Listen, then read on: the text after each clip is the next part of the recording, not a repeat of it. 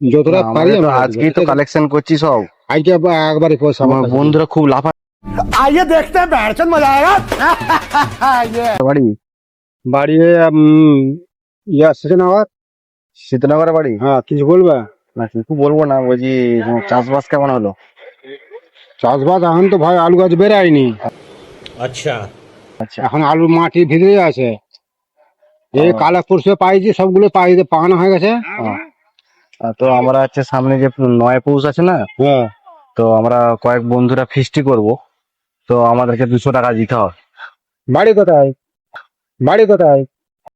बात तो सही है আমার বাড়ি হচ্ছে রোডে। রোডে? রোডে কোন জায়গায়? গাছতলা চিনো? চন্দ্রকোনা রোড।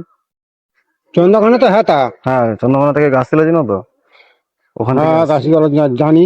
আমাকে 200 টাকা দিতে হবে, মানে ফিস্টি করবো আমরা। সামনে 9 পৌষ এসছে তো। আজকে তো ভাই আমার কাছে পয়সা নাই, আজকে তো ভাই আমার কাছে পয়সা নাই। अच्छा তিন এলে দেখা করবে, যতটা পারি আমাদের তো আমরা আজকেই তো কালেকশন করছি সব। আজকে একবারে পয়সা আমার বন্ধুরা খুব লাফাচ্ছে, কদিন ধরে মদ ফদ খায়নি তো, মানে সব লাফাচ্ছে আর কি ফিস্টি করবে বলে।